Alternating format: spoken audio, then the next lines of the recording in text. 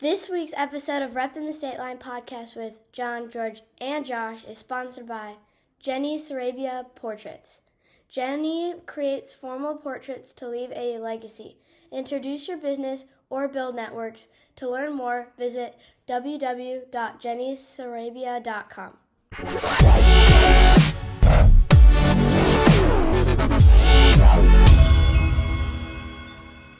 Okay, everybody, welcome to this week's edition of Reppin the Stateline podcast with John, George, and Josh. George, Josh, how you guys doing today? Oh, good. I'm doing well. It's been a whirlwind of a week, so I'll get into that more. But it's been a good week.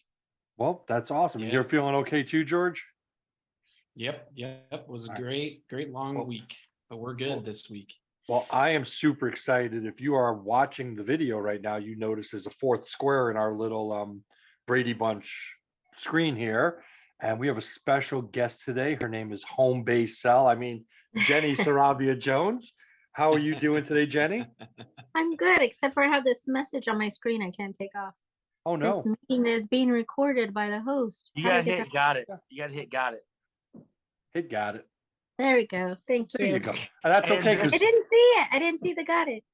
And this is our second episode in our series of conversations with and whoever we're interviewing. So we're real excited to have Jenny here on the podcast. Heck yeah, we are.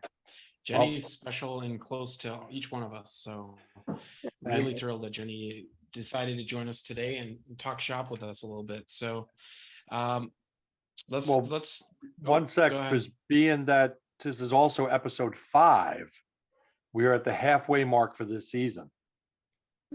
So it is just going super quick. I just want to say that, but go ahead, George. I know where you're going next.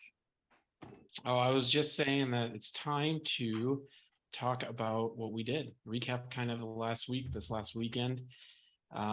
Josh, you said you had a really interesting week. What were you up to? just everything in life, right? We all have to make decisions, whether they're good decisions or bad decisions. We lean on some of our peers, our family, our wives, really to help us make some of these tough decisions in life. And then there's a point in time, right, where you always realize, did I make a good decision or did I not make a good decision, right? We've all been there. This week really has brought out my decision to join the Valentine Insurance Agency. That I made probably one of the best decisions of my life. I just had an incredible week. I've got some astronomical referrals for some people here in town, and my business, my personal business, and everything is just, it's to that point now where all that hard work and dedication is paying off, and it's showing to a lot of people on this call. Even it's showing to them. So yeah, it's been a whirlwind. I done things this week that I never thought I could do business wise. So it's really exciting stuff. My kid, Mason, we just started one-on-one basketball training with him, with a local guy here in town. And it's cool. Go ahead, plug the coach. Trey Wagner. Okay. Yep, Trey Wagner. I was wondering, because he's one guy I always hear about, and then there's Danny McClarty is the other guy I always hear about for the coaching with basketball. Yep, Trey Wagner. I grew up with him. He was a Harlem boy. We both went to Clark together for a while. He then went off to Mount Mercy in Cedar Rapids. He has done stuff with the University of Iowa basketball. He's coaching at Auburn right now. So I've known him since I was probably in the kindergarten, actually. And so my child is super, super happy, super excited to be working with him and doing stuff. So yeah, it's just, we got a huge basketball tournament this weekend that we're looking forward to. So I just want to say thank you to everybody listening, all of our partners and referral partners and everyone. I wouldn't be where I'm at today without you guys, and I really do appreciate everybody, and my family does too. So, thank you again. Happy holidays. I know a lot of you guys listen to this, so it's great. It's been a really cool week. That's awesome. Nice. Well, I will not follow that up, so on to you, John. You won't follow that up. Well, No. all I did this week was my usual. I went to Winery. I went to Geneva Winery. I've not been out there for quite a while, and Denise and I went out, and last minute, spur of the moment, had some Democracy pizza. Oh, it's fun. Had this. Would you pick up your 13 bottles of wine you're owed? No, that's No, George has all those bottles. That's gonna be on the 30th. So on the Yep. 30th, he's gonna be picking up all the bottles he's owed. I just got a notification today. I have one bottle. I picked up the two I had because I hadn't been there in a couple of months. But no, it was a good time. We just went out there, sat in an igloo, caught up with Colleen that works out there. She's one of the managers, just an amazing person. Didn't see Brett, had some red pie from Democracy, got some sweets from the sweet shop across the street, and just a nice relaxing afternoon just to get away. But that's about it. Just working a lot. So same as you guys. It's weird. It's this time of year. You think it's going to slow down. All of a sudden I had a bunch of showings. So that's my I've weekend. had a week of show after show of kids Christmas program after program, and tonight is the third in the last week for my older daughter for her band concert, and then only then do we get into the actual holiday week. And so yeah, this is it's been a busy week. I've been all over the place. I won't lie, finding time last week and this week to record these episodes has been insanity. Yes. But we did it, and we're gonna be on schedule. We're gonna have the originally planned content. I'm very happy about that. But what else did I do this weekend? This weekend was very low key. My first weekend, I haven't been anywhere in a while. I'm going away this weekend. I'm excited. Another Bears game on Sunday. But we had the cousins sleepover, so we did a little sleepover, hung out with people, had a lot of low key at home, stay at home type weekend, which is great. I needed it. I needed a little restful weekend after weekends in a row of parties and fun, and it was nice to be around for a weekend. There's so many Christmas parties going on too. Yeah, Jenny, what did you have going on this past week? This past week? I worked for Rycom this week, which was pretty cool for D1. Mr. Belush and his gym. It's pretty fantastic. Yeah, shout out to them. I'm very proud of them. They opened up this D1, and it is right by, if I'm correct, right off of 371. My gosh, what's that street? The highway. 251 North 2nd Street. 251. 251 and the other highway. The major intersection. 173. My gosh. Is it right next to Onyx?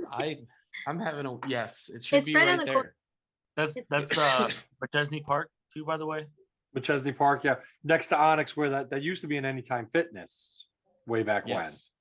It's now a D1 training, and they've got some really cool stuff from what I'm understanding. And it's not just for athletes; it's for anybody looking to get some physical training and set some goals and meet them. They have 3 women trainers. There's even 3 women trainers. It's going to be pretty fantastic. Pretty good. Mm-hmm. So yeah, nice shout out to them. So you did that. That's awesome. Yes, and I did a maternity session. I did a maternity session. Not as fun as Josh's, but I had one. George, do you have a picture of that? Do you have a picture of that you could put into the clip? George, she got to see all of this man meat, man. I do have. No, I don't have a picture. Josh is the bearer of the picture, but it's up to him if we throw that up there. We need that picture. We need that picture to be edited in. Yeah, but you're talking about you're not talking about the one Jenny did, because Jenny did a very, very elegant, beautiful session. You're talking about my funny one where I mimicked Kelsey's. No, that was not me. That was not never. that was not me. Mine are legacy. Mine are like he's gonna have these pictures for his family's gonna. His grandchildren are gonna be like, "Oh my God, my grandparents were the hottest parents." Shameless plug. Jenny did get to see a whole lot of Kelsey that day. Wow.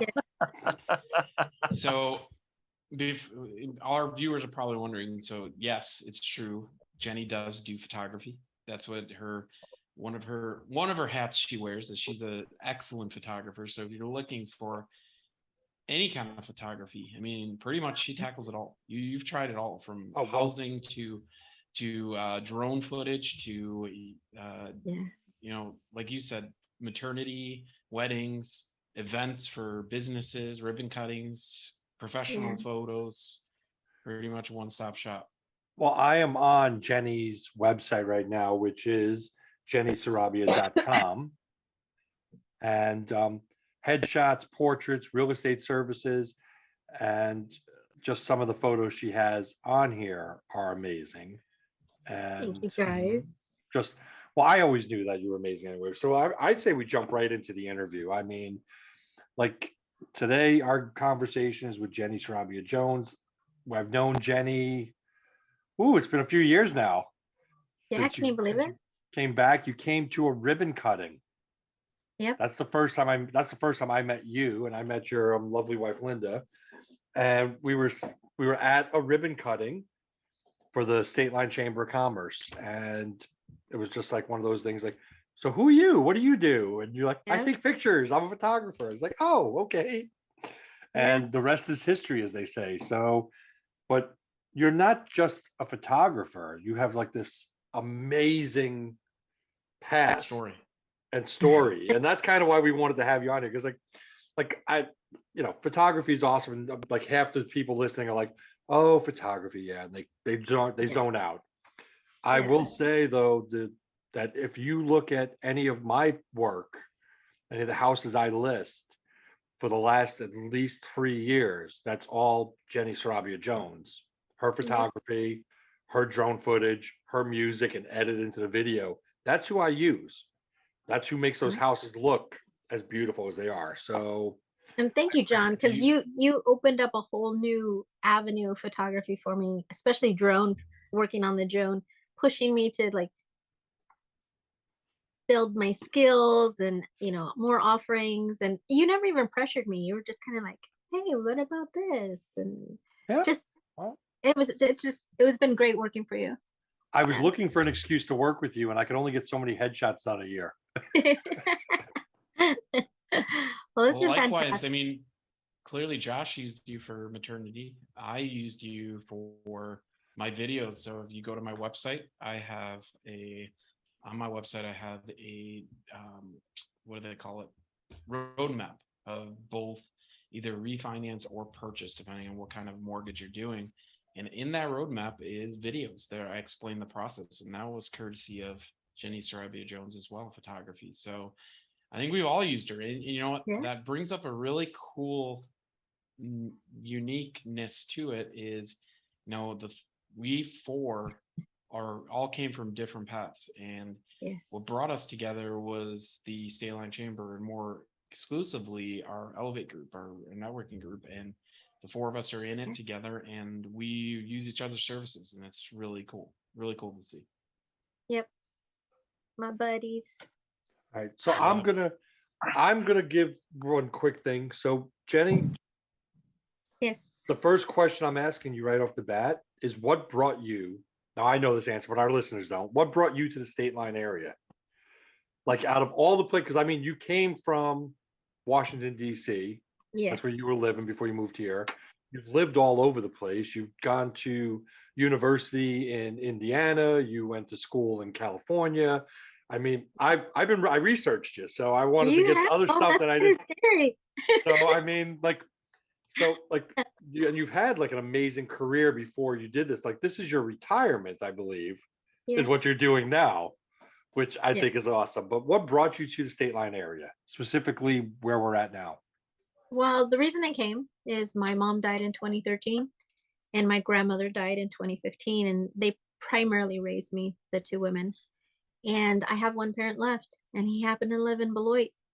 So I wanted to get to know him better, and I moved here. Oh. That's why.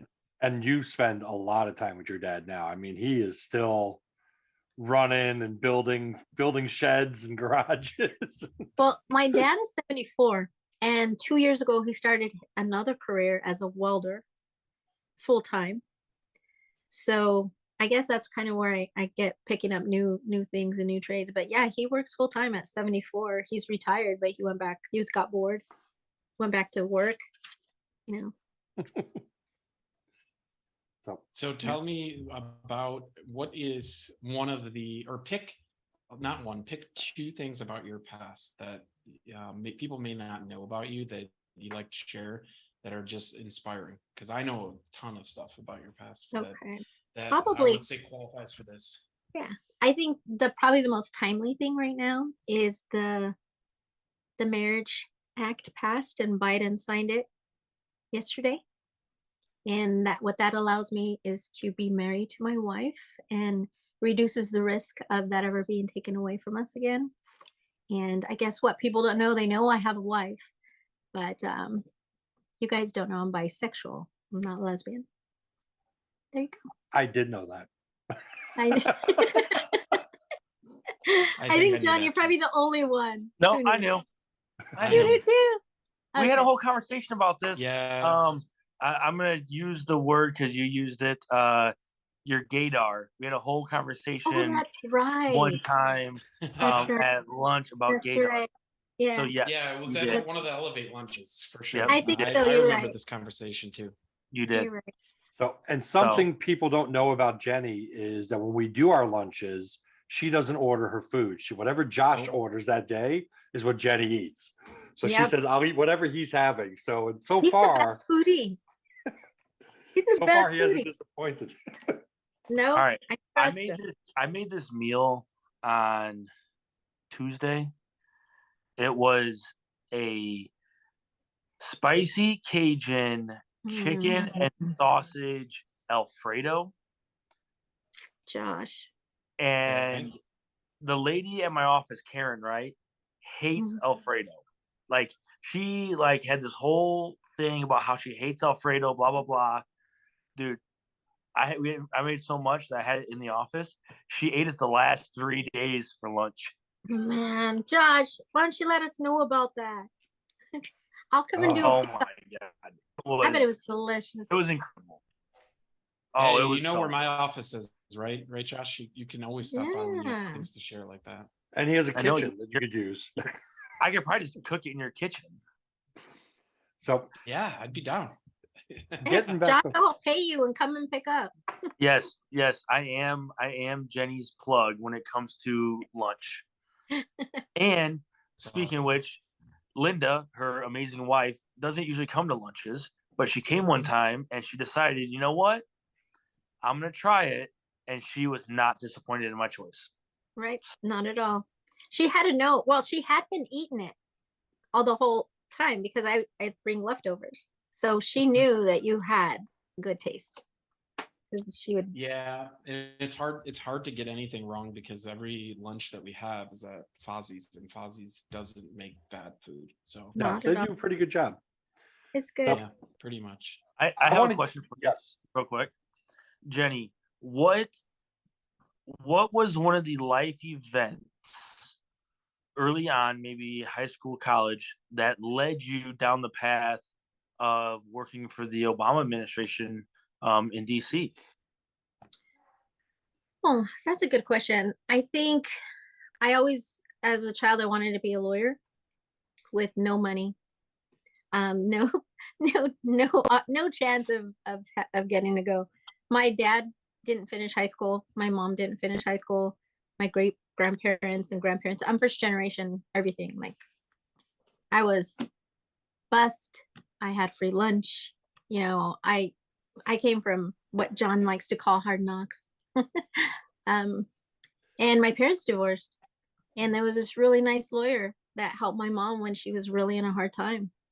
And she thought she was going to lose her kids. Not that my dad ever threatened to take, but they lived in different states, so she didn't know how to navigate one parent living in one state and another in another. So when I was 9, this lady came and kind of helped my mom, just talking to her. And I thought, wow, so what a nice lady. What does she do? And I didn't even know what a lawyer was really, but I just knew that was all the adults like that word when I said I was going to grow up and be a lawyer.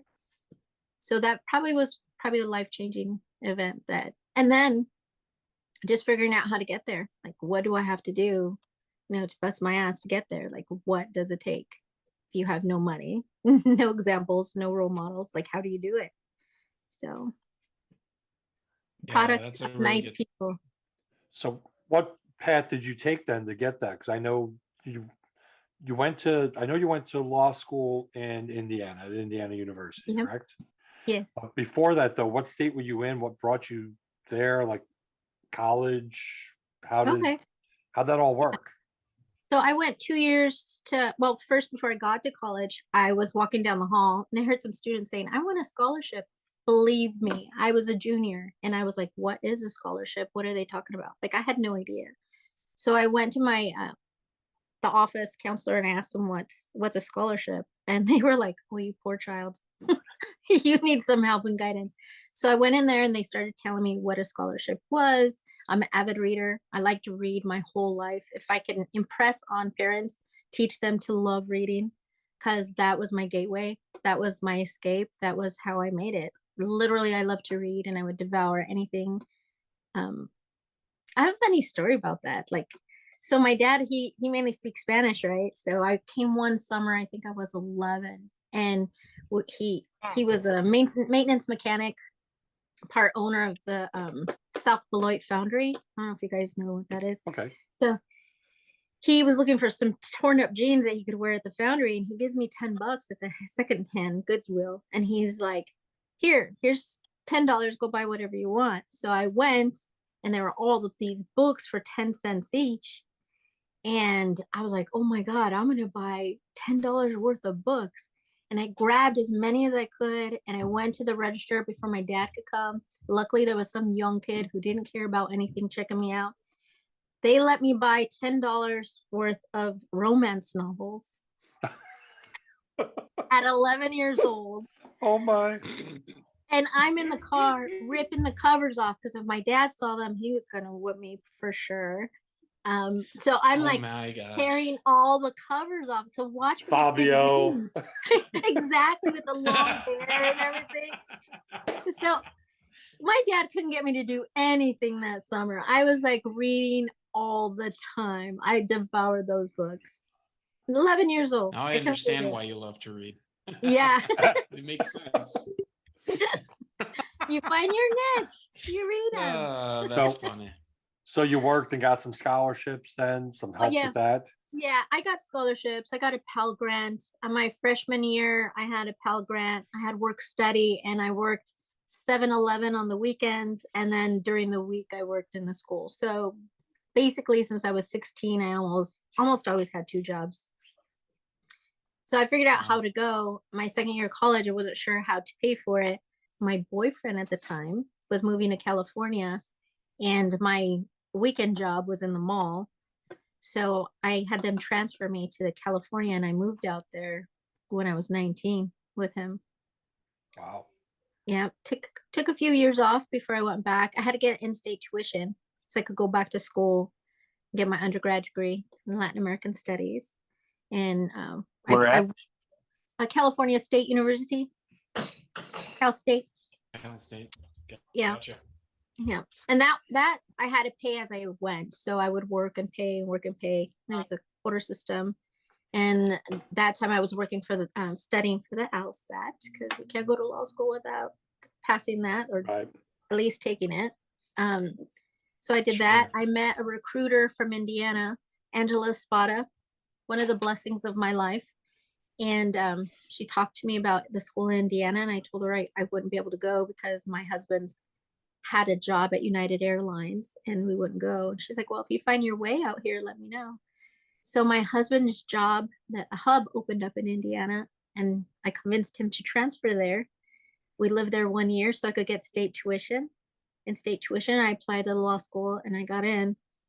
And at law school, they had a CLEO program for underrepresented communities and things like that. So I applied to that, and I had great support from the law school, the CLEO program, the iCLEO program. They helped prepare us the summer before law school so that we don't fill out, and give us tips and stuff. I met some incredible professors at that time, and then went through the law school.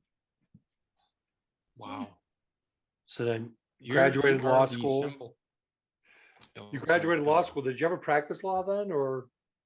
Well, since I got my master's at the same time, I went to law school for 4 years instead of 3 years because I was doing the master's at the same time. So about 3 years I worked in a law firm, and Rafael Ramirez, best boss ever, but I learned did not want to be, I did not want to practice.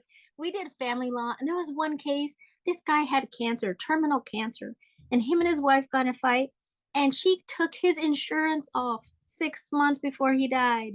Oh, I was like, this is not for me. This is not for me. I was like, I can't work with people who once loved each other and then would do something like that. So those 3 years I got to work kind of as like an intern. He would sign off everything I did. He helped me. He taught me how to do it. And he pretty much taught me I'd rather work in government.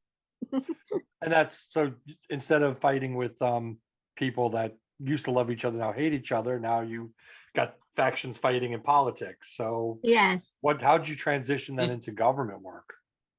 Well, when I was working for Rafael, I got approached by Governor Kernan's staff if I wanted to be an executive director for the Hispanic and Latino commission that they had. It was a brand new legislation. And I looked into it more. It was the first time the state agency was coming into play. And I went ahead and I went for it. I was like, yeah, I'll do it. I'll be the executive director for him. Nice. So that's it was And kind of then my connections in law that's- school. And that led to the Obama administration eventually. That's crazy. Yeah. So the funny thing was when I started working for the governor, it was a statewide job. So I would travel all the state, and a lot of it had to do with my undergrad degree, which was Latin American studies. So because I had an expertise in the Latino community, I was able to get this job. So my undergrad degree combined with the law degree helped that. The politics came in because I went to lunch with a girlfriend of mine, and we went up in this elevator, and she's like, hey, let's stop at the Democratic Party headquarters. I want to talk to my friend. And I says, okay. And I walk in, and they're like, Jenny, aren't you in charge of the state agency? I says, yeah. They're like, would you like to be a delegate? And I'm like, a delegate to what? Yeah. That's hilarious. Like, a delegate to what? Wow. What do I have to do? How much does it cost? And they're like, well, you have to run, at the state party event. And I'm like, okay, I never ran for anything. So I ran for the state party thing, lost, because these are like diehard Democrats who've been campaigning for like years, right, to be a delegate. Right. So I lost. They had their matches with their names on it. They already had their coalitions and their partnerships. And I was so raw and new to it. I didn't know how it worked. So I didn't get it. I lost. So then I'm sitting in the front to celebrate all the people who won. And someone taps me on my shoulder and they tell me, are you Jenny? I'm like, yeah. And they're like, the governor wants to talk to you and the state party chairman. And I'm like, oh my God, my mom died. Like instantly my Latino-ness came out. I thought somebody died. Like they came to get me off the floor because somebody died. And I'm almost bawling going into this room. And they're like, Jenny, do you really want to go? And I'm like, yeah, but I lost. And, I'm sorry, sir. I didn't know how to campaign. And they're like, well, how would you feel about being an at-large delegate? And I'm like, what is that? What's an at-large delegate? What is that? And they're like, well, you represent the whole state. I'm like, okay, I could do that. So I got to be a delegate at the convention in Boston, supporting Kerry. Oh, wow. Wow. Yeah, it was hilarious. It was hilarious. So that's how I got to do that. And That's then crazy. you went to work for a state senator then, right? No, yeah, not states. He was a congressman. A congressman, So okay. yeah, so I did that. Governor Kernan lost his campaign. I had left being executive director to work the campaign as a volunteer, and we lost. So then I decided, well, I should probably try to take this bar, and become a real lawyer. So I took it and I failed. I failed the bar. So my dad came, why don't you come and stay with me and you could study for the bar and take it again? And I'm like, okay. So I'm come over here to South Beloit, these little apartments he ran over there by this Walmart. Yeah. And I like hibernated for like 3 months. And what I was supposed to be studying, but I wasn't. I was like, what's going on in DC? And I was like, what's going to be my next thing? What do I want to do next? And I really like politics. So I was like, I'm moving to DC. And my dad, he was kind of like, well, you can't be in school forever. He was kind of disappointed because I don't know how to make enchiladas, but I have all these degrees, so he's kind of that kind of dad. He's like, yeah, but you still can't make enchiladas. So anyway, so I decided to do an internship for finishing my master's in DC. And I got there and I was like, I was lucky enough that Senator Salazar from Colorado, my mom's hometown, let me be an intern in his office. So I got to be friends and make friends. And I didn't want to come back. So I failed the bar again because I was in DC and not studying. So I stayed in DC and I worked for Salazar for a while. And then I went over to the House side, worked for Congressman Joe Baca for a while.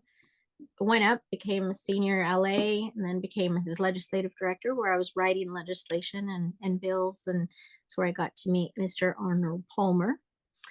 And so I got to write legislation for him. Jeez And Louise. Yeah. There's Josh holding up the Arnold Palmer can. Whoa. Yeah. Do you want to hear my Arnold Palmer story? You guys probably heard it already. Of course. Okay. So my job was to get Arnold Palmer a Congressional Gold Medal, right?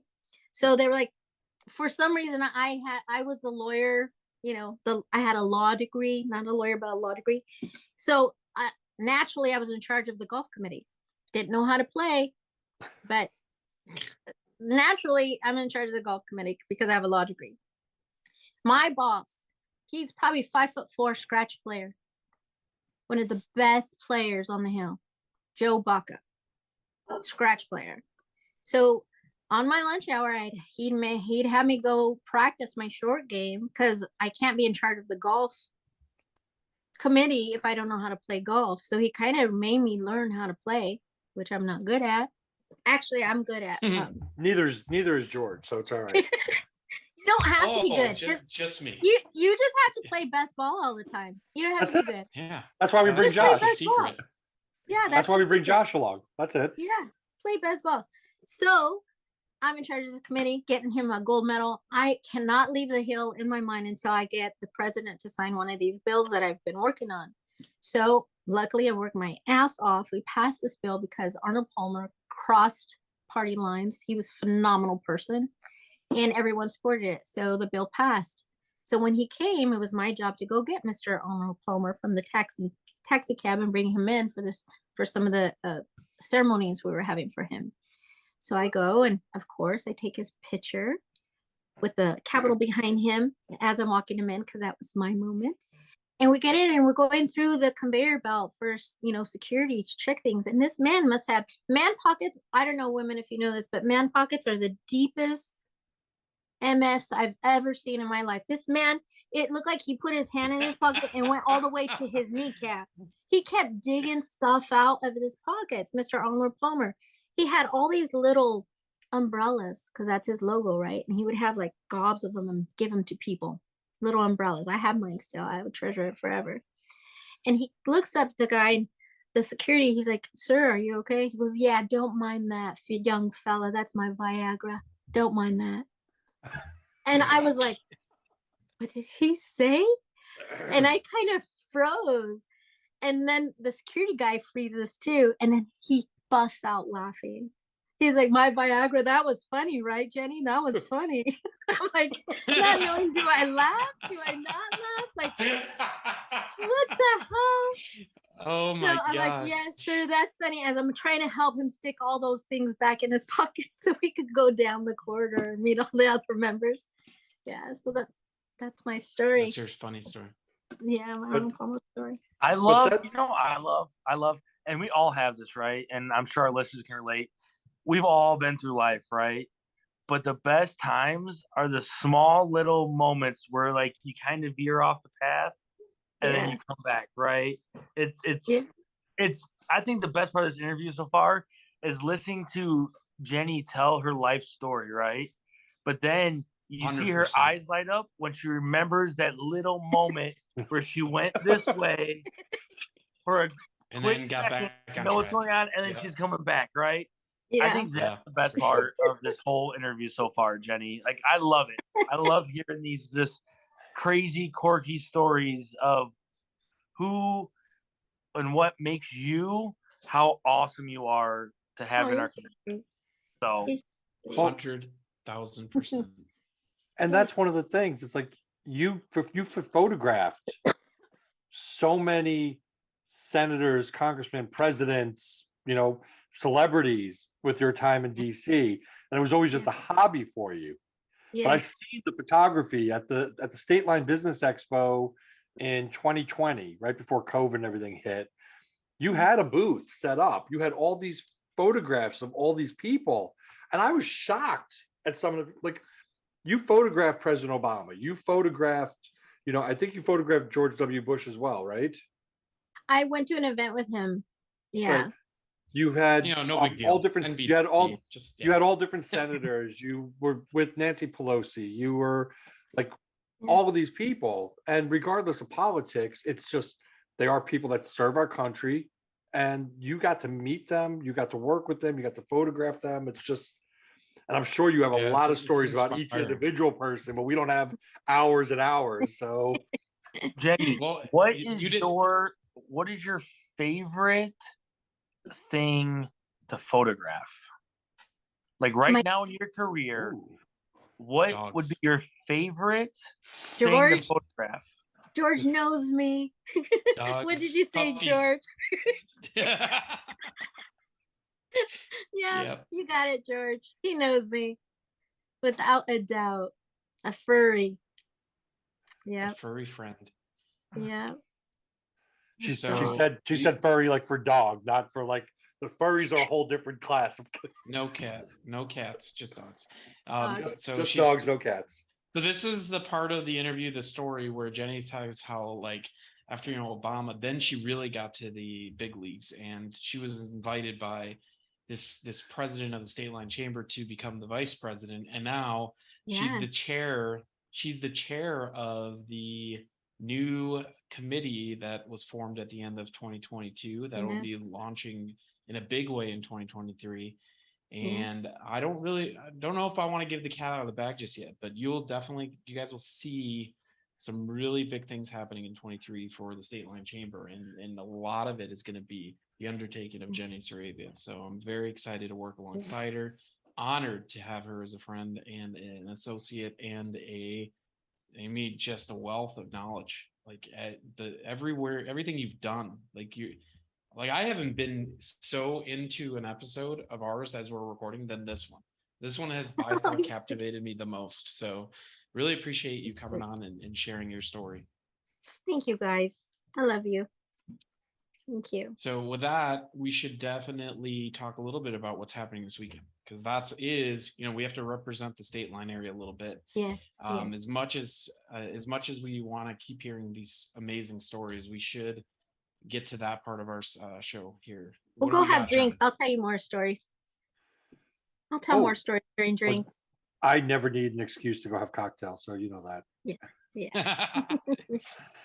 Well, I will say there is a lot of things going on this weekend. One major thing, though, and I want to point it out right away so you plan in advance. Did you guys all know that Mrs. Fisher's potato chips is 90 years old? Hmm. 90 fun. years. And they're doing a hot chip day on December 23rd from 7 to 3. So you go to their location over on Riverside, and they're going to pull chips right off the conveyor belt into a brown bag. Hot chips right out of the conveyor. Sweet. So in celebration of that. So that's something to think about. 90 years, Mrs. Fisher's potato chips are a staple of the State Line area. Rockford, they've been here Absolutely. forever.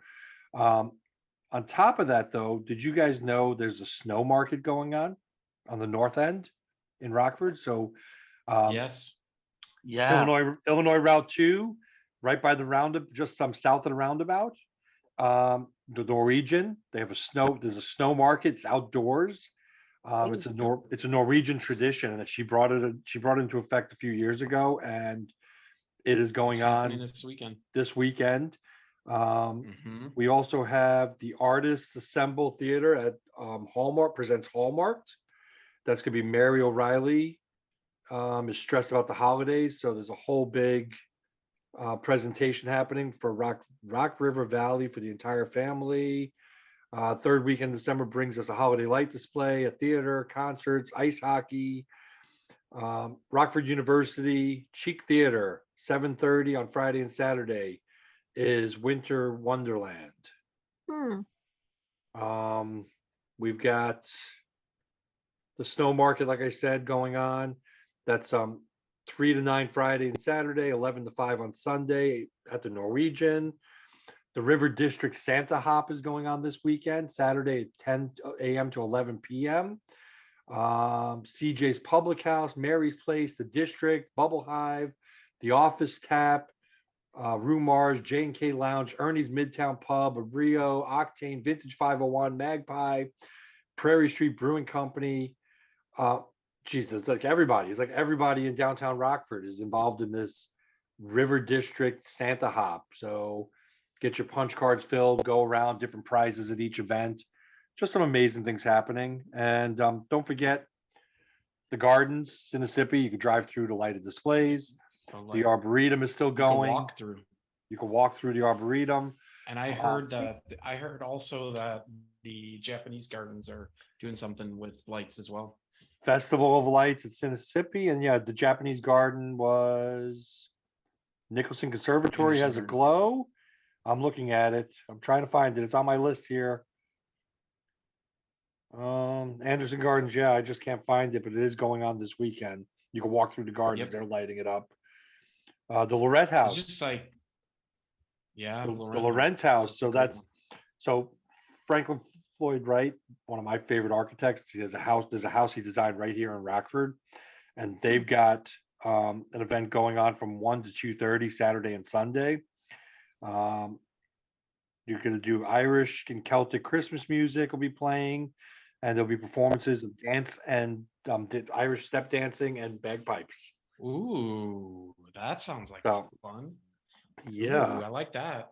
So on the note of the 90th anniversary, I shared this with you last night, but I'll share it with Josh. I don't know if he's heard it yet. It was a mind-blowing thing. It aged me real quick.